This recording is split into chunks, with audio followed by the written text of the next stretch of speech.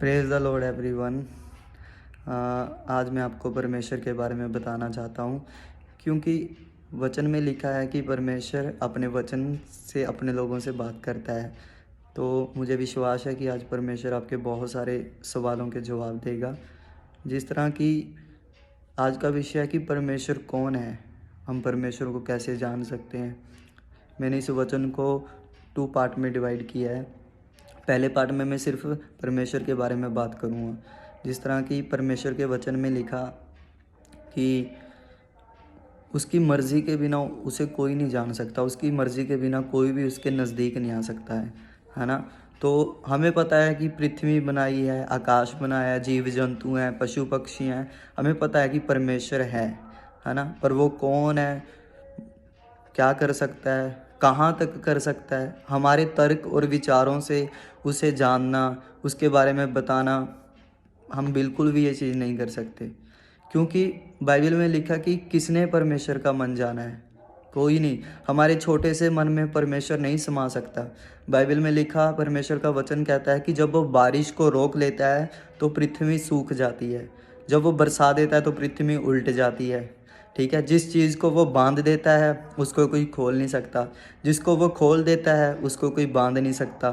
ठीक है, परमेश्वर का वचन कहता है कि जब कौए के बच्चे उसको पुकारते हैं वह उनको आहार देता है, जवान सी जब गुर्राते हैं भूख के मारे तो वह उनको आहार देता है।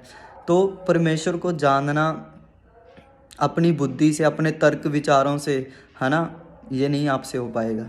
कभी भी आप अपने बुद्धि का प्रयोग करके, अपनी समझ का प्रयोग करके, तर्क और विचारों से उसको नहीं जान सकते, जब तक वो अपने आप को आप पर प्रकट ना करना चाहे। ठीक है, परमेश्वर की मर्जी है कि वो आपको अपने ऊपर प्रकट करे, तभी आप उसको जान सकते हैं। और ये मैं आपको बताऊंगा कि किन लोगों पर वे अपने आप को प्रकट करता है। पर अपने विचारों से, अपने तर्कों से, हाँ, तर्क करते रहना, वो ऐसा कर सकता है, उसने ऐसा।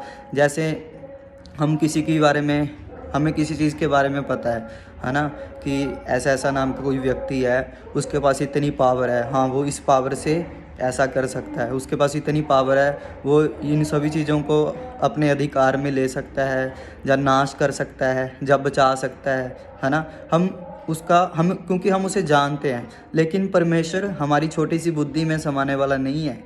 हम अपनी बुद्धि और समझ से कभी भी उसको नहीं समझ सकते, जब तक वो अपनी इच्छा से आप पर अपने आप को प्रकट ना करे।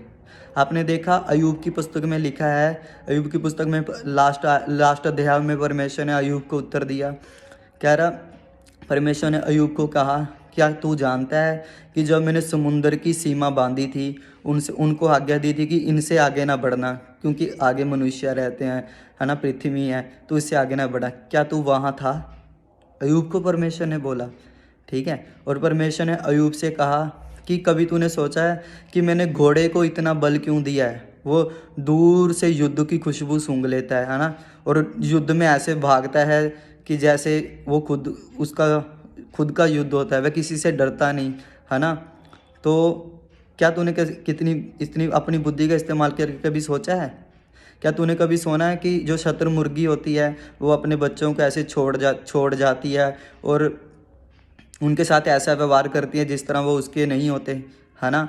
दूसरे जंगली पशु आके उसके बच्चों को मार देते हैं, पर मैं फिर भी उनकी रक्षा करता हूँ, क्योंकि परमेश्वर ने उसे बुद्धि रहित बनाया है। ठीक है, तो और अयूब को परमेश्वर ने एक सवाल और कहा। अयूब को परमेश्वर ने कहा कि जब जवान सी गुर्राते हैं, मुझसे आहार मांगते हैं, तू क्या वहाँ था?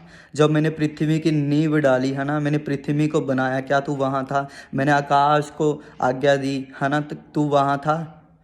तो परमेश्वर को अपने तर्क विचारों से जानना, अपनी बुद्धि का इस्तेमाल करके, अपनी समझ का इस्तेमाल करके परमेश्वर को जानना नामुमकिन है। आप कभी भी अपने तर्कों से, अपने विचारों से परमेश्वर को नहीं जान सकते, जब तक वो अपने आप को आप पर प्रकट ना करे।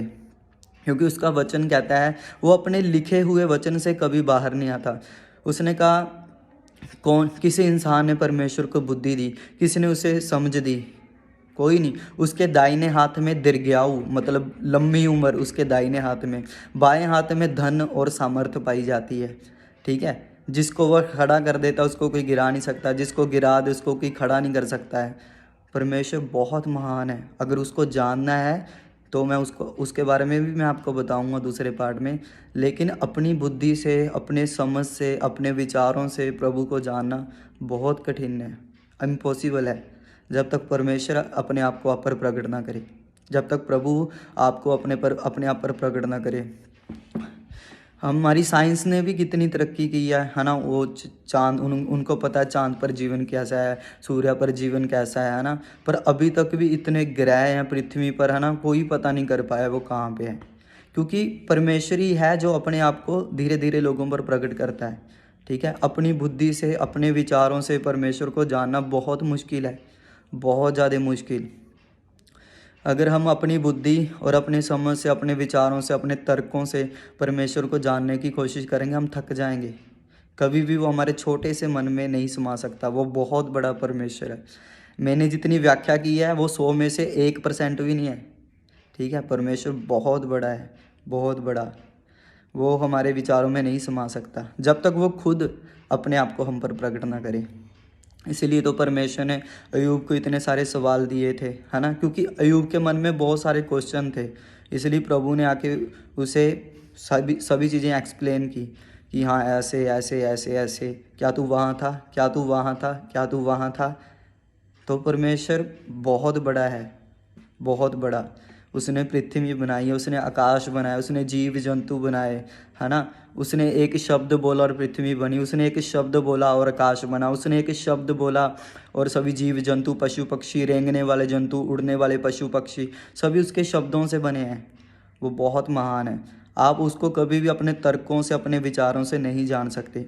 परमेश्वर को जानने के लिए एक चीज़ है, वो मैं आपको अगले पार्ट में बताऊंगा।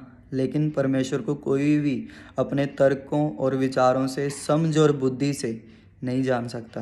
आप थक जाओगे, निराश हो जाओगे। कभी भी आप परमेश्वर को अपनी बुद्धि और विचारों से नहीं जान सकते, क्योंकि परमेश्वर ही है जो अपने आप को लोगों पर प्रकट करता है अपनी मर्जी से, अपनी इच्छा से। वो राजाओं का राजा है, वो बादशाहों का बादशाह है। उसको कोई भी अपनी इच्छा से नहीं जान सकता। अपनी इच्छा से कोई भी उसकी मर्जी के अपनी इच्छा से, अपनी मर्जी से कोई भी उसके पास नहीं जा सकता। अगर कोई को से हाँ कि मैं परमेश्वर के पास चला जाऊंगा अपनी इच्छा से, बिल्कुल भी नहीं। आपने देखा बाइबल में, पुराना नियम में, मूसा ने खुद अपने आप को परमेश्वर ने खुद अपने आप को मूसा पर प्रकट किया। आप देखें कि मूसा वहाँ से जा रहा था और उसको एक जलती हुई झाड़ी में परमेश्वर ने दर्शन दिया। ठीक है, इसहाक पर, अब्राहम पर खुद परमेश्वर अपने आप प्रकट होते थे, अपने आप, अपने आप। क्योंकि वो जेंटलमैन परमेश्वर है। वो उसको किसी की इजाज़त की ज़रूरत नहीं है कि मैं आऊँ तेरे पास, नहीं। वो अपने हुक्म से सभी चीज़ों पर राज्य करता है। उसे कभी भी हम गाइड नहीं कर सकते, कभी भी हम उसे बता नहीं सकते कि तूने इस तरह करना है। उसे कभी भी हम ये नहीं दिखा सकते तू ऐसे कर, तुझे ऐसे करना है, तुझे ऐसे चलना है। क्योंकि वही तो सभी चीज़ों को अपनी सामर्थ्य के वचन से संभालता है। वचन में लिखा है ये चीज़। इसलिए अगर आप परमेश्वर को जानना चाहते हैं तो आप अगली वीडियो ज़रूर देखें। God bless you everyone. मुझे विश्वास है कि परमेश्वर ने इस वचन के द्वारा आपके बहुत सारे जवाबों के उत्तर दिए हैं। And happy Republic day.